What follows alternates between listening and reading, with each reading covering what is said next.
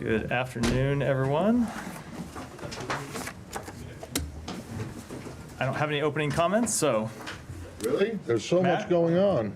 and I expect And your you have questions will fully cover and you everything have and give me the nothing- chance to expound on all of those things. All right. Well, let's start with this warning to the Israelis about improving humanitarian aid deliveries into Gaza.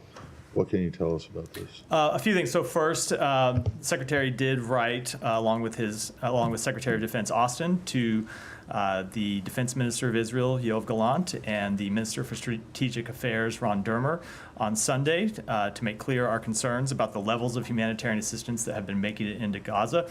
This was a letter we consider to be a private diplomatic communication that we did not intend to make public from our side, but now that it is public, I am happy to confirm it and speak to it to some extent. I think you have to put this letter in the context of our ongoing and long-lasting communications and concerns about the levels of humanitarian assistance that have made it to Palestinian civilians. If you go back to April, the Secretary wrote at the time to Minister Gallant to make clear that we had seen the levels of humanitarian assistance plateau, and then after they plateaued, start to decline, and made clear that at the time that the levels were unacceptable and that we needed to see Israel implement changes. They did make changes. The changes that they made caused humanitarian assistance to increase. We got up to somewhere between 300 to 400 trucks going in on some days to Gaza. But the thing that the Secretary also made clear at the time is that the increase couldn't be a one-off, that it needed to be sustained. And what we have seen over the past few months is that the level of humanitarian assistance has not been sustained. In fact, it has fallen by over 50% from where it was at its peak. So the Secretary, along with Secretary Austin, thought it was appropriate to make clear to the government of Israel that there are changes that they need to make again to see that the level of assistance making it into Gaza comes back up from the very, very low levels that it is at today. And the consequence, if they don't do that, is what? So I'm not going to speak to that today. Obviously, we made clear when we released our report that was mandated under National Security Memorandum 20 that there are provisions under U.S. law that require us to make certain certifications, and to make those certifications, we have to see that Israel is not arbitrarily denying humanitarian assistance making it into Gaza. When the Secretary made his conclusions under that report in April, he did so based on the changes that we had seen them put into place and the increased levels of humanitarian assistance. But of course, those levels of humanitarian assistance have to be sustained. Yeah, but what's the consequence? There are implications under U.S. law, under policy, that I'm not going to speak to here, largely because we hope that Israel makes the changes that the Secretary outlined in the letter. We have seen Israel make changes before, and when they make changes, humanitarian assistance can increase. And we have seen Israel just in the past few months work with humanitarian organizations to implement a polio vaccination campaign inside Gaza. So we know that it's possible to get humanitarian assistance into Gaza. We know it can be done. We know that the various logistical and bureaucratic obstacles can be surmounted. And so it is incumbent upon the government of Israel to surmount those challenges and get assistance in. I mean, you say that there are implications to it. I mean, obviously, under U.S. law, that's assistance. Is there specific assistance that come under scrutiny over this? So I don't want to deal with any hypotheticals. You are right that it's just a plain reading of U.S. law. If you look at the provisions of U.S. law, that we are required to conduct assessments and find that recipients of U.S. military assistance do not arbitrarily deny or impede the provisioning of U.S. humanitarian assistance. That's just the law, and we, of course, will follow the law. But our hope is that Israel will make the changes that we have outlined and that we have recommended, and that the result of those changes will be a dramatic increase in humanitarian assistance. Ultimately, we are focused on the bottom line here. It's just it. Humanitarian assistance had been low. The changes that we had recommended had gotten it up, and those levels have not been sustained, and so we need to see further changes by the government of Israel. I mean, obviously the timing of this I know you don't explicitly do politics, but there's an election coming up here. To what extent is that a factor? I mean, 30 days from now would be after the U.S. election. It's been a year since the conflict has been ongoing. The president has repeatedly warned Israel about assistance, about civilian casualties, with at best mixed results sometimes. This happened in just 30 days before the election. I mean, to what extent was the election a factor in this? This is not a factor at all. The bottom line is we felt it was appropriate if we are making clear to the government of Israel that there are these changes that need to be implemented, that we give them an appropriate period of time to implement them. We didn't think it was appropriate to send a letter and just say this has to happen overnight. We give them make clear there's a short window in which we want to see changes because the humanitarian situation is so dire on the ground, but it is appropriate to give them some time to work through the different issues and find ways to get the level of trucks, get the level of food, water, medicine back up to acceptable levels. Yeah, Amira. Hi, Matt. So the 620I Foreign Assistance Act actually doesn't have the word arbitrarily. You say it's the law, but the NSM 20, which is a memorandum, has the word arbitrarily. So the Foreign Assistance Act says, when it's made known to the president that the government of such country prohibits or otherwise restricts directly or indirectly the transport of delivery of United States humanitarian assistance, it does not have arbitrarily. So given you are already saying humanitarian assistance is very low and putting in front of Israel a bunch of concrete measures on how to improve it, why are you waiting for another 30 days to implement the law? Because we believe it's appropriate to give them a chance to cure the problem. And international humanitarian law does make exceptions for certain, I'll give you an example. Dual-use items is a good example. If there are dual-use items that legitimately could be used as a military purpose, of course, governments aren't required to let those dual-use items in, which is not to say that they can use that exception as a blanket restriction on anything that could be used as a dual-use item. For example, if there are military movements happening in a certain period of time, governments can restrict the provision of humanitarian aid during that period because obviously you wouldn't want to put humanitarian workers at jeopardy. So it is not accurate to say that there can be no restrictions. It's that those restrictions ultimately can't block civilians from getting the humanitarian access that they need. And that is what we're focused on doing. And so we think it's appropriate. Ultimately, what we want to see here is results. This isn't about making a rhetorical statement. It's not about making any kind of threats. It's about seeing the situation reversed. And so that the civilians in Gaza who are not getting adequate access to food and medicine and other humanitarian goods today actually see, as a result of our efforts, a change in their daily lives. And that's what we're focused on achieving, and that's what we are trying to achieve through this letter. Sure, but I guess what I'm trying to get at, and I'll ask it again, is like, we've been at this for over a year now. You have made these warnings dozens of times, if not more, from this podium. Secretary has done it, President of the United States has done it, and yet we're here. Other outlets have reported, but Reuters has reported all the way back in April that officials from this department have assessed in internal memos that Israel, quote, is persistently and arbitrarily impeding aid in Gaza. So if the law is already being, if it's already doing it, why is the United States waiting?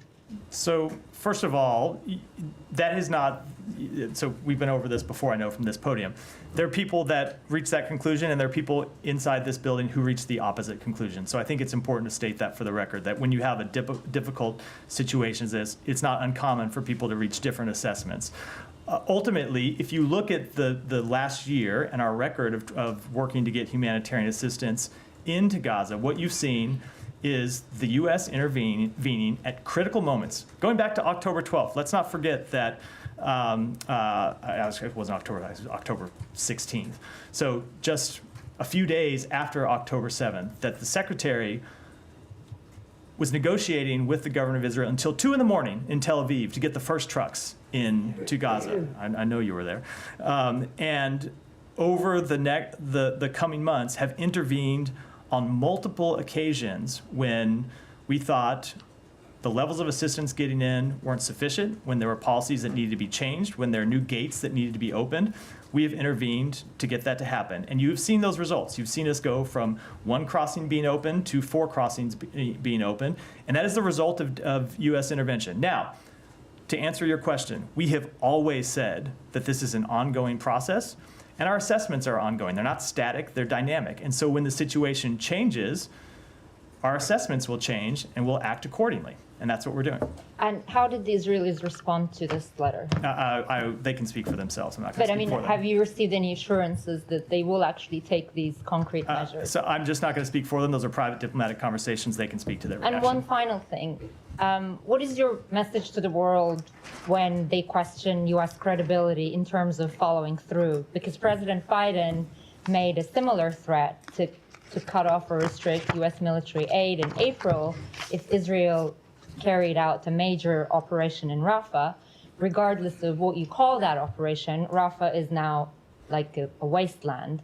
And we have seen one shipment of 2,000-pound bombs being withheld, but everything else, billions of dollars worth of weapons, have continued. So what do you say to people who question the credibility of U.S. in terms of following through? So first of all, I will say, without getting into all of the details, that not all of the premises of that question are accurate when it comes to the communications between us and the government of Israel. What I will say is look at our track record of intervening to get humanitarian assistance in, and look at the fact that when we have seen when we have seen Israel not follow through on the steps that they committed to, and when we have seen the results not measure up to the standards that we expect, we have intervened with them to turn those around. And that's what we did in April. And it wasn't just a letter from the secretary, it was also the president making this clear directly to the Prime Minister of Netanyahu that we needed to see changes, and that our policy would be dependent on the changes that they made.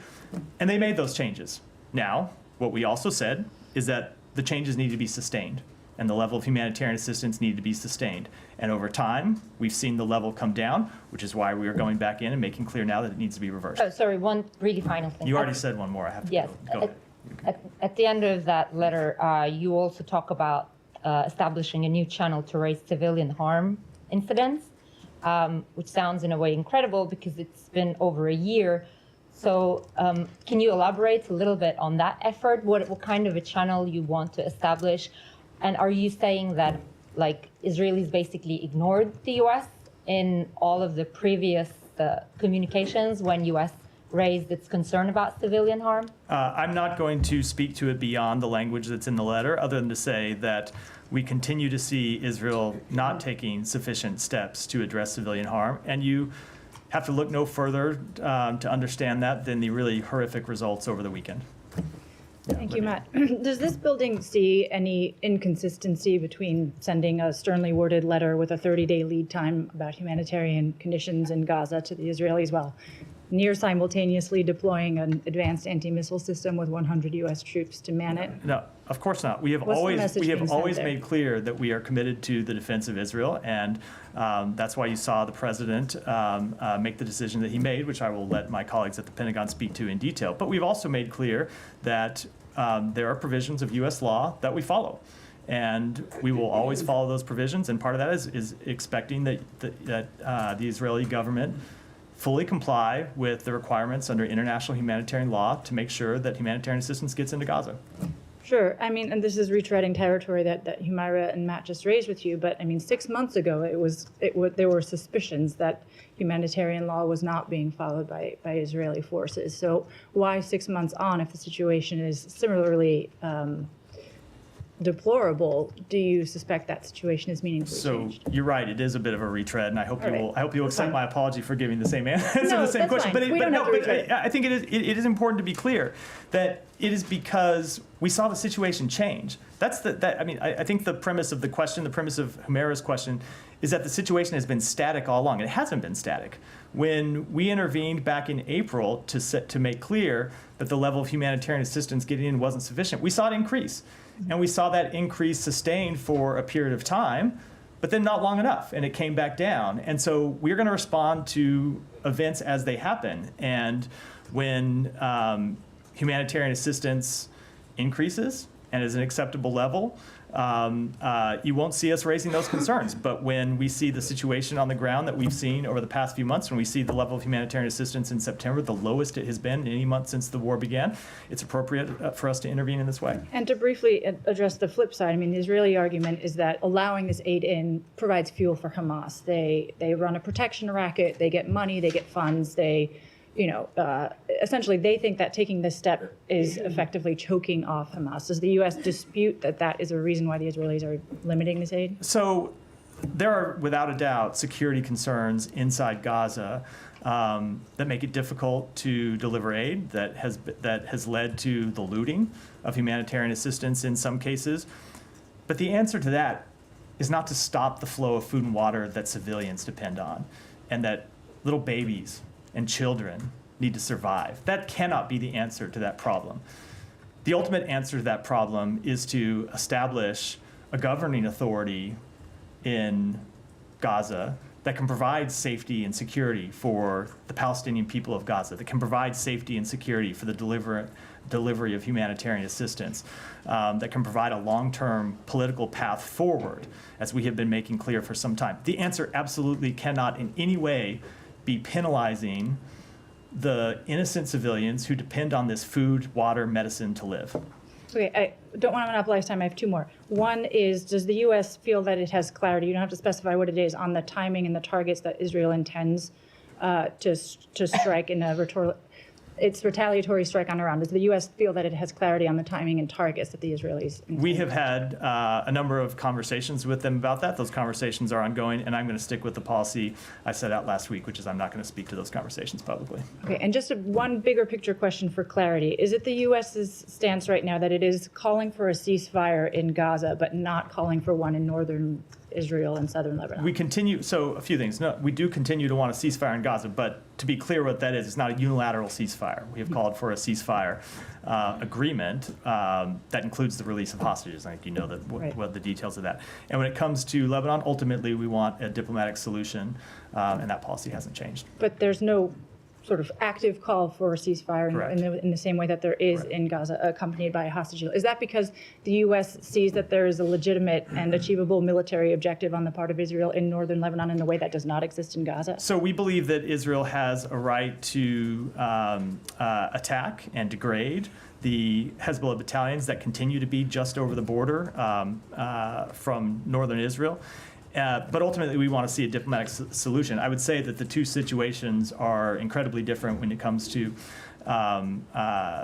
Lebanon. There's United Nations Security Council Resolution 1701 that we want to see fully implemented. That resolution has requirements for Hezbollah that they have not fulfilled.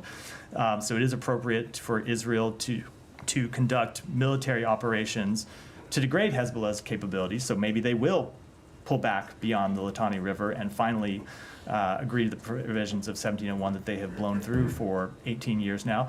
And that doesn't change what we want to see in Gaza, which is ultimately a ceasefire agreement. But it's a ceasefire agreement that has burdens on Hamas as well, not just on Israel. Can I just follow up on something that you said to my colleagues?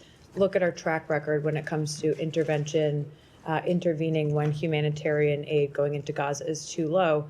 But my question is around the timing of this letter. I mean, the World Food Program says that there are no trucks that got into Gaza in the month of October, but September and August weren't great.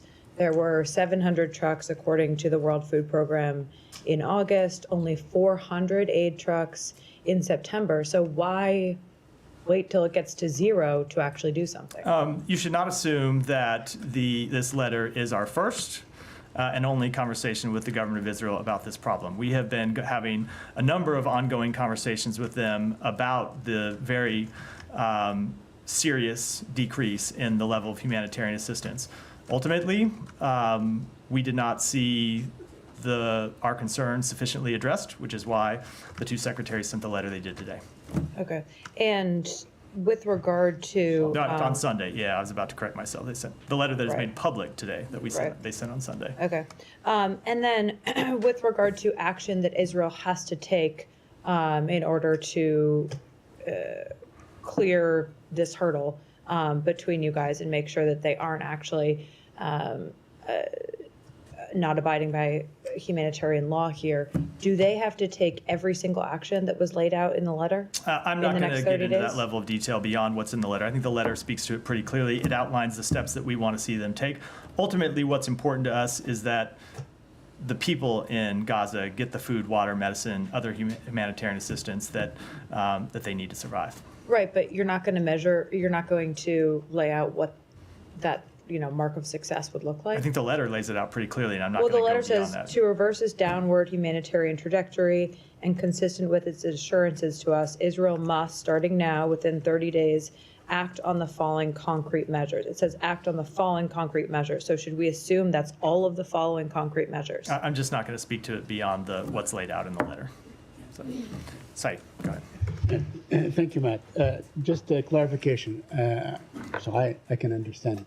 Why the letter? Just to make it more formal? I mean, as opposed to a phone call showing that this is a very urgent situation? I think I just answered that in response to Kai's question. We have not seen sufficient results over the past few weeks. Continue to have concerns, which is why they laid out the changes that we want to see happen in this letter.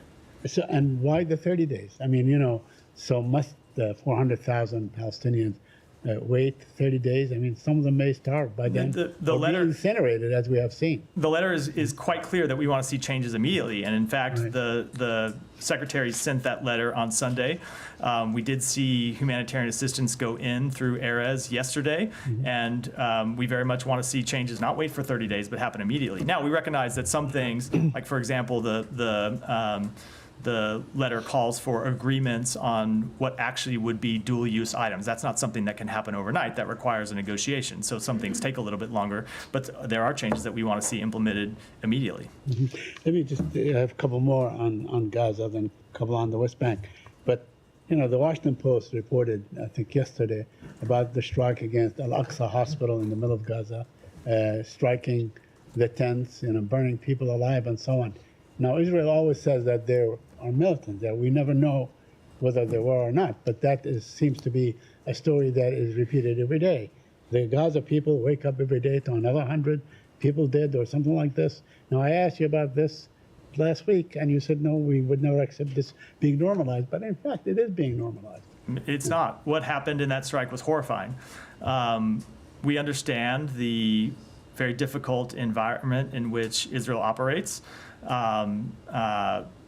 But the results of that strike were deeply disturbing. We all saw that video and all know that it's horrifying to see people burned to death.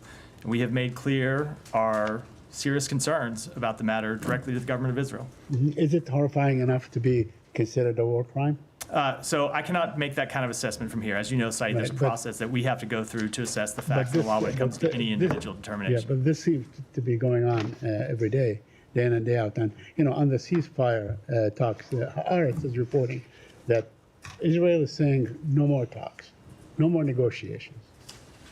Can you comment on that? So I cannot confirm what's reported, I assume based on anonymous sources. We have continued to engage with the government of Israel to try and get a ceasefire over the line. As you have heard us say, that requires not just Israel, but Hamas making difficult decisions. And it continues to be the case that Hamas is not at the bargaining table in any kind of a serious way to talk about how we get an agreement. So you are still saying that if Hamas comes back to the table and they come up with, reasonable whatever, stance and so on, talks will resume. Of course they would. We are committed to a ceasefire agreement under the terms that the president laid out on May 31st and that was endorsed by the United Nations Security Council. Absolutely. Now, Israel is going to seize the UN agency headquarters in Jerusalem. Do you have any comment on that and turn it into some sort of a settlement? Yeah, so we have made clear that we have have made clear for some time that we believe the government of Israel's settlement program to be inconsistent with international law and continue to make that clear to the government of Israel.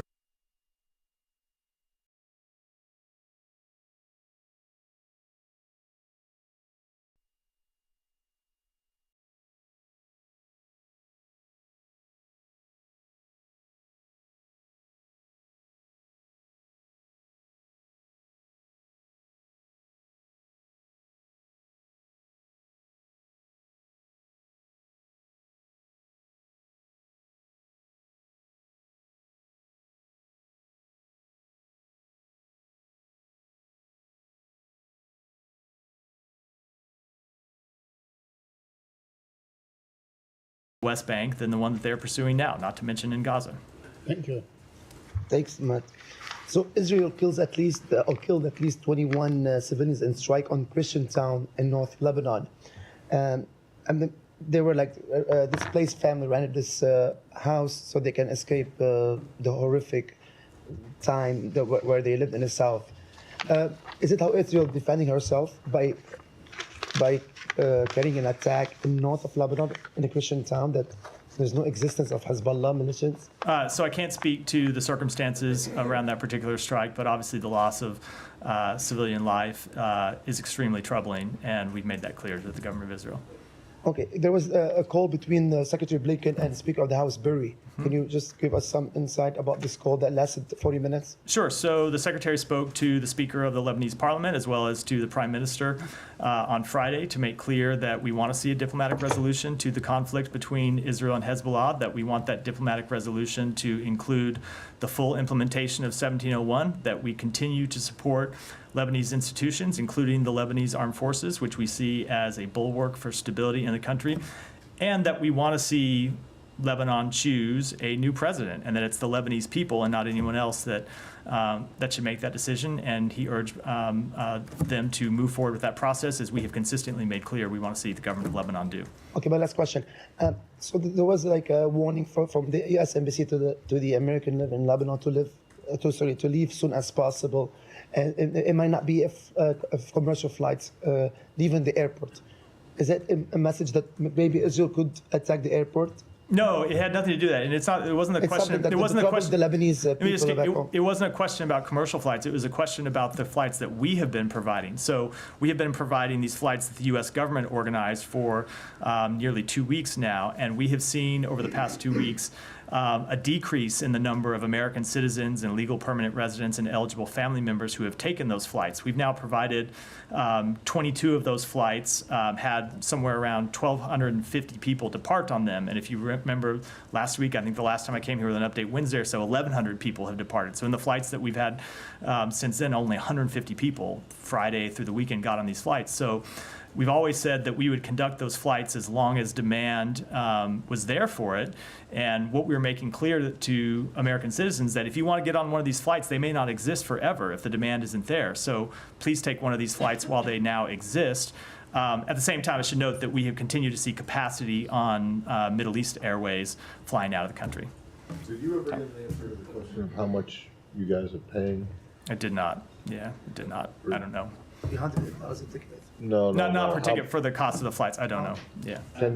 Can you re-up that? I will re-up it. Obviously, it varies based on the destination, but yeah, I can. Well, right, but how many flights did you say there were total? 22. Yeah. 22. No, and look, so we do provide these flights at significant cost to the U.S. government. If the flights are full, obviously the people on board the flights carry the vast majority, if not all, the cost. But you are right that when we have flights that are going out that are only With filled by 12 a handful of people, it is significant cost for the U.S. taxpayers, which is why we wouldn't continue to hold them. But that decision has not been made. It's not been made, but it's just, we sent that warning today to make clear that we cannot run the flights in perpetuity if no one is flying on them, and this is an important and, there continues to be sufficient capacity on commercial airlines, which there is today. Tom. Just to go back, you mentioned the video you were asked about, people burning in their tents, and you said that we had all seen that. Did the Secretary see that video? Yes, he did. And what was his reaction? His reaction was that it was horrifying. On what's happening in the north of Gaza, I mean, the letter talks about this a lot. What is your assessment of both, the tactics the Israelis are using and the impact on civilians? So I don't. What do you mean in assessment on the tactics there? What do you mean by that? Well, I mean, there's been quite a bit of reporting that the suspicion among Palestinians, for example, is that this is part of the so-called general's plan, that this is, some retired Israeli generals who had proposed the idea of effectively a siege where you force out civilians, and those who are left are effectively treated as militants. And the term they used was surrender or starve. Is that happening in your view? So I can't speak to what the intention of the government of Israel is in conducting these operations. They will have to do that. I can make clear that the policy of the United States is that there should be no forced relocation of people from Gaza, or from northern Gaza, and that there should be no permanent occupation of territory in Gaza. And when it comes to the situation in North Gaza, the effect of not just the military operations of the past few weeks, but the closing of the gates in the north and the restriction on movement of aid from the south to the north, the effect has been extremely dire for people who live in northern Gaza. When you look at the situation, it's gotten extremely difficult all across Gaza, but that impact has been heightened in northern Gaza. We saw yesterday, for the first time in several weeks, Erez Gate open to get aid directly into the north. We want to see the route from Jordan that was up and running for some number of months, that was getting aid coming in directly from Jordan, delivered directly to the north. We want to see that reopened and sustained, and hope that will be that will happen in the coming days. That's one of the policy recommendations you saw that the Secretary lay out in the letter. And just to challenge a bit on the point that you said, you were asked repeatedly about the timing of the letter, and you said, well, because the situation's changed. But in a lot of ways, it hasn't. I mean, the letter talks about 1.7 million Palestinians in al-Mawasi who you say are at risk of lethal contagion. That has been a situation that has just been building up. I mean, it hasn't just happened overnight. And so there will be those who say you've had a year to write this letter, to issue such a stark warning to the Israelis. Why has it taken so long? So it hasn't taken. So that I completely reject the premise of the question, as I think you said. Well, you didn't say, but when you said you're going to push on me, I totally reject the premise of the question. We have intervened on numerous occasions. It's the point I made to Humera's question. In the days right after October 7th, the Secretary was in Israel having very difficult conversations with the Prime Minister about the need to let the first trucks come in across the border. And he was successful and got Rafah opened up for trucks to come across the border. We then had very difficult conversations with Israel about the need to open Kerem Shalom. And those conversations included the President, the Secretary, the National Security Advisor, others across our government. And we saw Kerem Shalom open. We saw over the course of months repeated examples of the U.S., not any other country, but the United States intervening and getting results. Now, what we have seen is a significant degradation in the amount of humanitarian assistance that's coming in. As I said in response to one of the other questions, shouldn't assume that the letter is our first intervention with the government of Israel about the situation just over the past few months. We have been making it clear to them that we needed to see results, and we haven't seen the results. And that's why we sent the letter that we sent on Sunday. Yeah, Alex. Thank you, Matt. May I switch to the region? Sure. Last week I asked you about I'll come to you next for reports about North Korea sending soldiers to fight in Ukraine on the side of Russia. President Zelensky raised his concerns about that, and there are new reports suggesting that they are actually already a few miles next to the border. And so there's some numbers circulating around 3,000 to 7,000. Do you have any response, any concern? We are concerned by the reports of DPRK soldiers fighting on behalf of Russia. If that's true, it would mark a significant increase in the relationship between those two countries, the relationship that you have seen develop over the past several months. It would also indicate a new level of desperation by Russia as it continues to suffer significant casualties on the battlefield. The EU has signaled sanctions that they're going to announce tomorrow. Are you guys willing to follow suit? I don't have anything to preview today, but obviously we have imposed a number of sanctions and other measures to hold Russia accountable for its behavior, and we'll continue to do that. Thank you. I have tomorrow on Georgia, if possible. Georgian president today announced, expressed concerns that the ruling party might rig the elections. The EU also had similar concerns. Is it your concern that they might rig the elections, and what are you going to do to prevent this from happening? So we want to see there be free and fair elections in Georgia, and we'll be closely monitoring in the days ahead.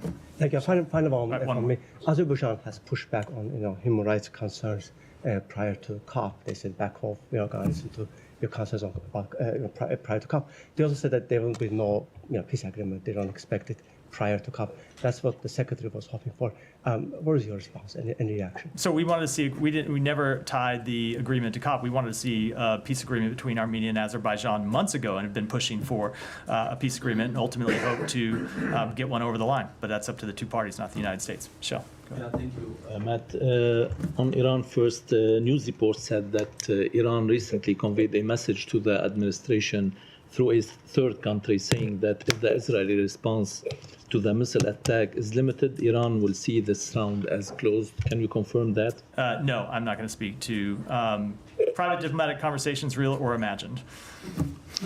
Did you get any guarantees from Israel that they will target only military, not the nuclear or oil targets in Iran? So I'm going to follow the practice I laid out last week and I mentioned earlier in the briefing, which is we're having those conversations with the government of Israel, but I'm not going to speak to them publicly. On Lebanon, do you expect Iran's influence in Lebanon to be diminished by weakening Hezbollah, and how do you view the IRGC taking direct control of Hezbollah after the death of Nasrallah? So I don't want to make any forecasts from here, but I would note that the influence that Iran has had inside Lebanon for the past years through its support for an armed proxy group has had horrible ramifications for the Lebanese people.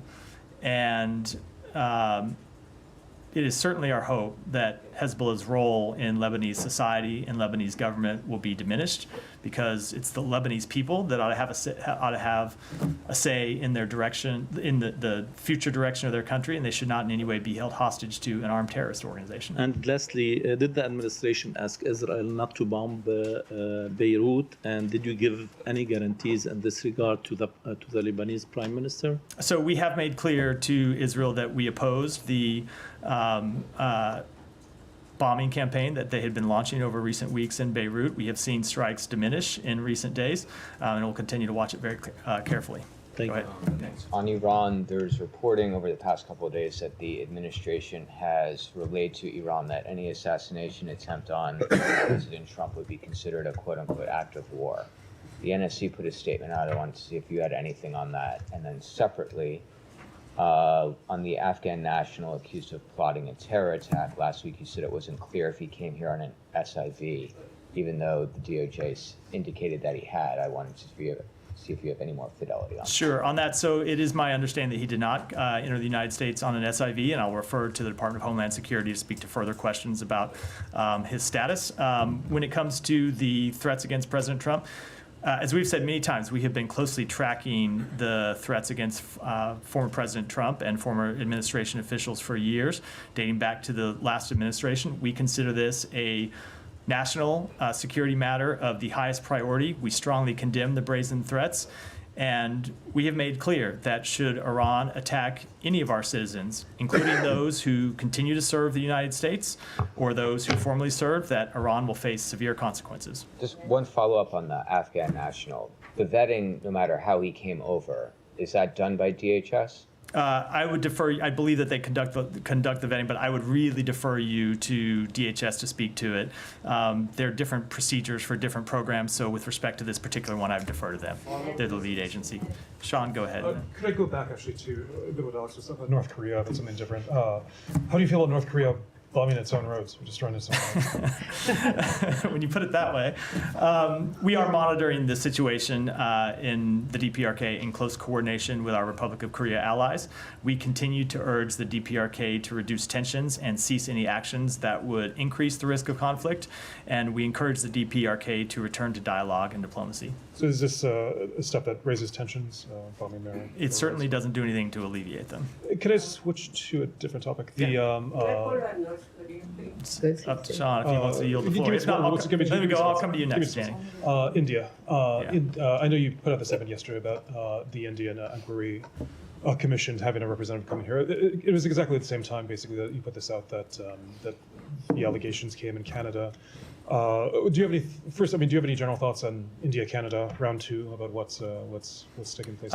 First of all, I'd say that the timing of those was completely coincidental. When it comes to the Canadian matter, we have made clear that the allegations are extremely serious, and they need to be taken seriously, and we wanted to see the government of India cooperate with Canada in its investigation. Obviously, they have not chosen that path. You say the allegations extremely serious. You mean the long-standing ones? Canada, yeah.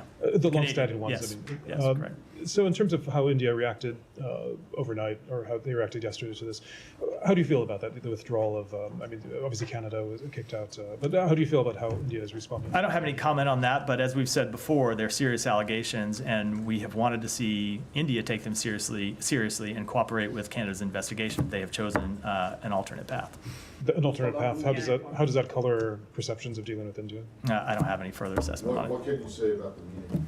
So I don't have a readout on the meeting yet. The meeting was here as a follow-up on conversations we have been having with the government of India at the senior-most levels over the past several months.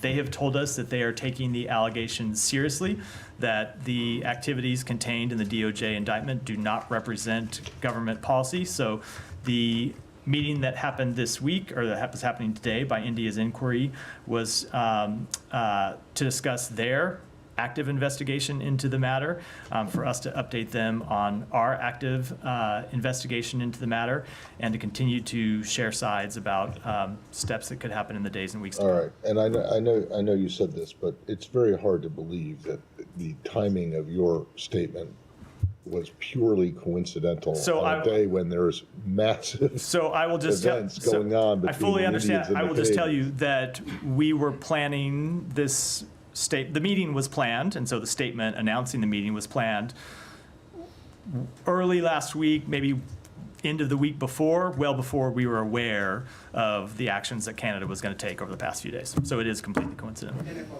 I promised Janie I would go next, and then I'll come to you. Thank you, Matt. 2 questions on North I Korea. can see her getting angry as I skipped over her, so I'm That's going to go next. Yeah, that's fine.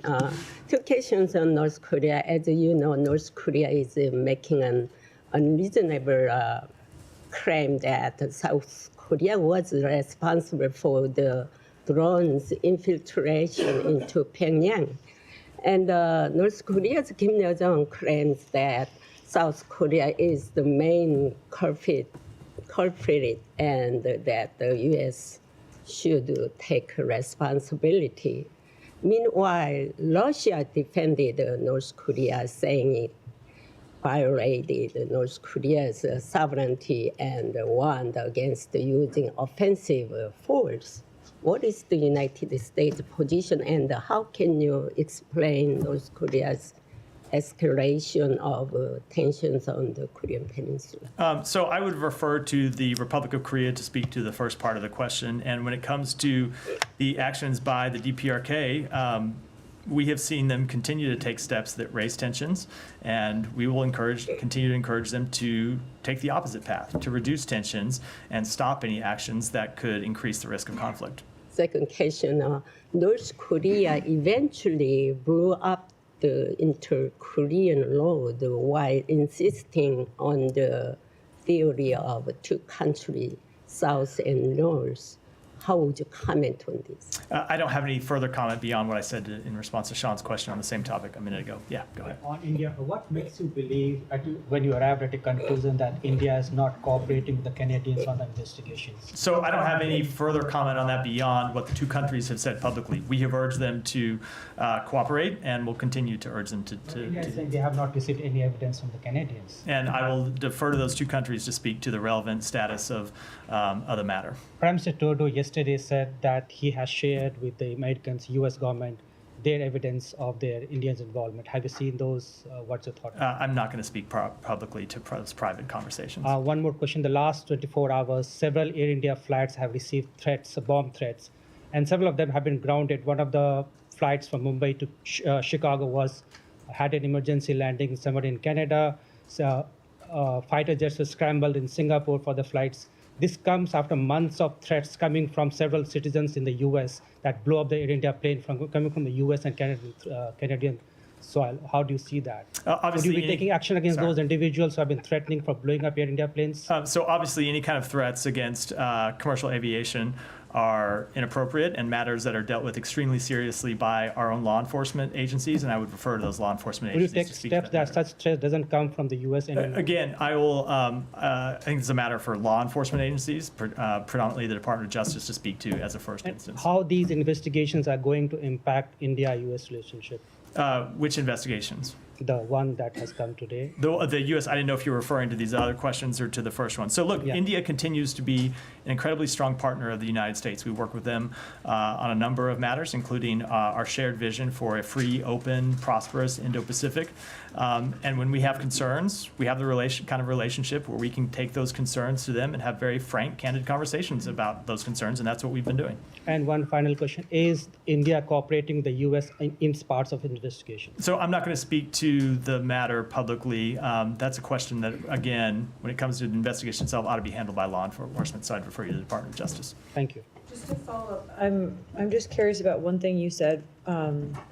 Earlier, we've made clear to Israel that we oppose the bombing campaign over Beirut.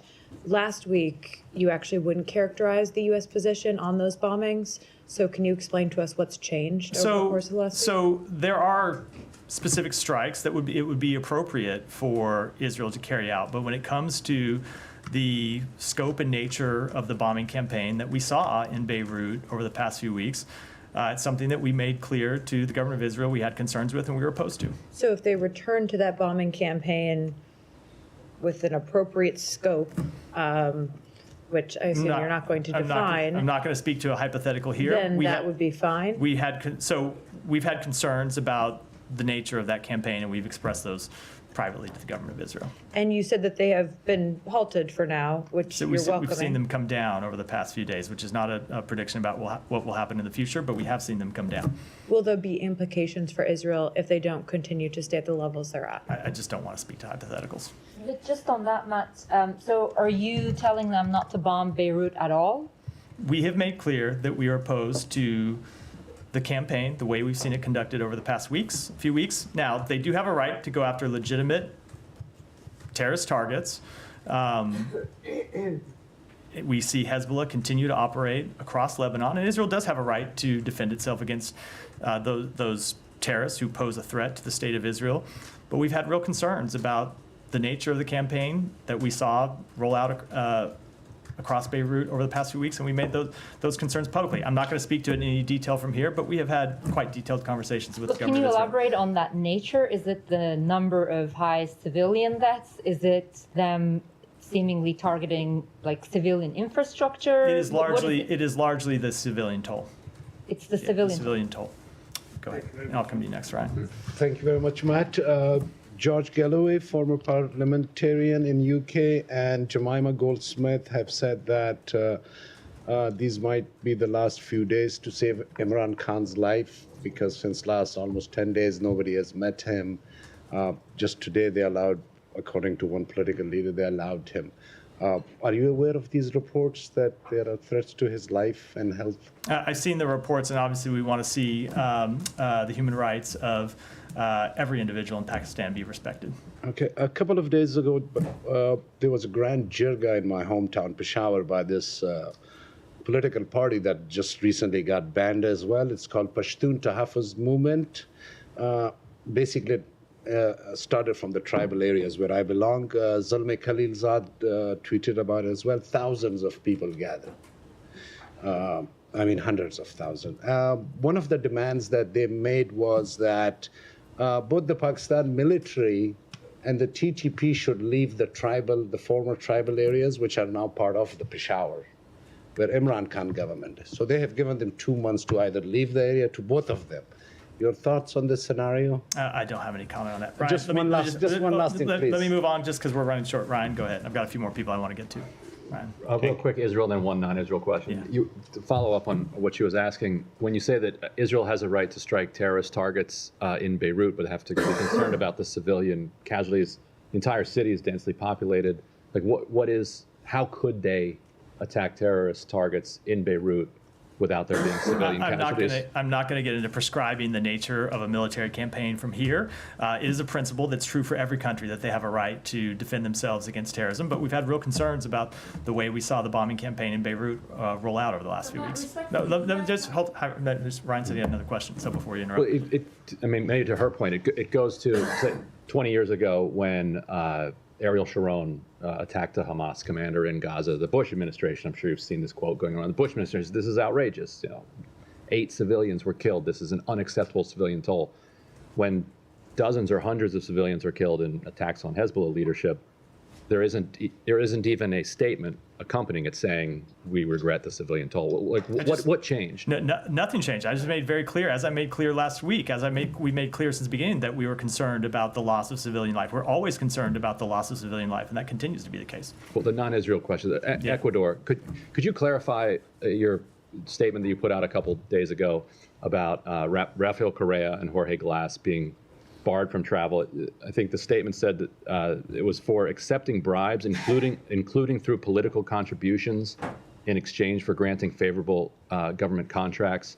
So can you elaborate on what they're being accused of there? And separately, Jorge Glass was dragged out of the Mexican embassy after being given asylum by Mexico. He's now in a maximum security prison. So barring him from traveling to the United States doesn't have much, functional or practical consequence other than to satisfy Ecuador's side of the argument that it was actually okay for them to drag him out of the Mexican embassy. As you know, the Mexicans are still furious about that. They're trying to get Ecuador kicked out of the UN for it. Let me take that back and get your response. I admit I'm not fully aware of the underlying details. Hiba, go ahead. Yes, first, do you still see that the Israelis are conducting a limited operation in Lebanon? So with respect to their ground operations in the north, they continue to operate limited incursions, and we continue to watch it very closely. Okay, I want to follow up on the question about the airport, because the message the U.S. Embassy in Beirut put out yesterday created panic in Lebanon because people are afraid and they are trying to leave. You said that you made it clear to the Israeli that you oppose bombing Beirut, but what about the airport? Did you make it clear that? Oh yeah, and I've spoken to that before. I spoke to that previously. We have made clear to the government of Israel that the airport needs to stay open, that we wanted the airport to stay open, that we want the roads to the airport to stay open. The message, I hope people didn't misinterpret it, so let me make clear if they did. The message that we sent out was for American citizens and lawful permanent residents and their eligible family members, making clear that we may not be able to continue these flights that we have organized in perpetuity. It wasn't about the status of the airport. It was because we have not seen sufficient demand for those flights. We've had flights going out with 12 people on them, and so we want to see people know that these options exist and that they should take them. Moving to the politics, the speaker had a call with Macron, and he made the Lebanese speaker, Nabi Berri, and I assumed you didn't mean Mike Johnson. So no, but obviously, when we saw the readout or the leaks in the media, you are not aligned with the French when it comes to the outcome in Lebanon. They are calling for an immediate ceasefire, as per the Lebanese politicians. So are you aligned with them? So we have not called for an immediate ceasefire, but we are aligned in that we want to see ultimately a diplomatic resolution. Is the secretary going to participate in the conference? I don't have any travel announcements to make today. Go ahead. Just talk about the Indian delegation, meetings with the Indian delegation. What kind of message conveyed to them by the State Department regarding the involvement of Indian agents in international crimes? The same message that we have made clear for some time, which is that it's a matter we take incredibly seriously, and we want to see it fully investigated. So Pakistan is hosting Shanghai Cooperation Organization meeting in Islamabad. More than 10 countries are attending, and after 15 years, Indian Foreign Minister is there. And there's an opportunity for the Pakistan-India peace talks. What are your thoughts on that? So the United States respects each country's sovereign right to associate in groupings of its own choosing. We would encourage every country to ensure that its participation in multilateral fora upholds and respects international law and reaffirms the sovereignty, territorial integrity, and independence of all nations. So there are a number of incidents in India in the last few months involving the theft and illegal sale of nuclear materials. As the United Nations, Pakistani ambassador called for the investigation of these incidents. Is this a concern from the U.S.? So we are aware of Pakistan's request to the UN Security Council. We are committed to tracking, developing, and implementing effective policy responses to proliferation threats, and we will continue to work with our partners to shape the international security environment. So one last question. Outgoing Russian ambassador issues kind of a warning. He said that America will face a head-on collision with the nuclear power if it allows Ukraine to fire U.S. long-range missiles. If it allows what? Oh, Ukraine. Sorry, yes. Go ahead. I didn't mean to interrupt. So what is your response on his statement? So I think it's inappropriate for Russia to continue to make these kind of statements, as we've said for some time. Prem. Thank you, Matt. One of the people the world saw burned alive by the bombing at the Gaza hospital was Shaban Al-Dalu, a 19-year-old engineering student who was still attached to an IV drip recovering from a previous bombing. And his story kind of speaks to how this isn't just about one attack. A 19-year-old having to provide for his family, repeatedly displaced, brought to hunger, bombed twice in a matter of days. This is a year, and this isn't out of nowhere. So how many more patients burned alive by U.S. We don't want bombs to see until any. the US says no? We don't want to see any. Well, I guess the U.S. has said, again and again, that no civilian loss is acceptable. 10,000 deaths ago, 20,000 deaths ago, and yet it's continued. So how does this answer mean anything without a policy shift? It is an incredibly difficult environment that Israel operates in. And I'll just make clear the thing that question leaves out, as often happens, and I understand why, is the burden that Hamas bears. And not just the burden that Hamas bears by hiding behind humans and using humans as civilian shield, but the burden that Hamas bears in not coming back to the table to try to get to a ceasefire. So Israel needs to do more to minimize civilian harm. Hamas needs to stop hiding behind human shields. Both of those things can be true. Both of those things are true. And ultimately, the horrific human toll over the past year is why we continue to push to get to a ceasefire, and why we want to see both sides agree to a ceasefire. If Hamas is an idea as much as a military force, how is continuing to kill tens of thousands of people already suffering from pre-existing apartheid going to defeat that idea? We have always made clear that you cannot defeat an idea through a military campaign. You can defeat Hamas's military wing, you can degrade Hamas's capabilities, but there has to be a political path forward for a future in Gaza without Hamas, and we've made that clear for the past year. And then just to Humera's question earlier on the U.S. asking Israel for a new channel of communication about civilian harm, how has the U.S. and Israel been discussing civilian harm incidents up to this point, and why hasn't it taken a year and at least 42,000 people killed for the U.S. to consider that its approach for relying on Israel to stop hurting civilians is just insufficient? We have long made clear that we want to see changes in their behavior. We haven't seen sufficient changes, and which is why we continue to press them. And with that, I'm going to wrap for today. Thanks, everyone. Thank you, Matt. Thank you. Today, my goodness.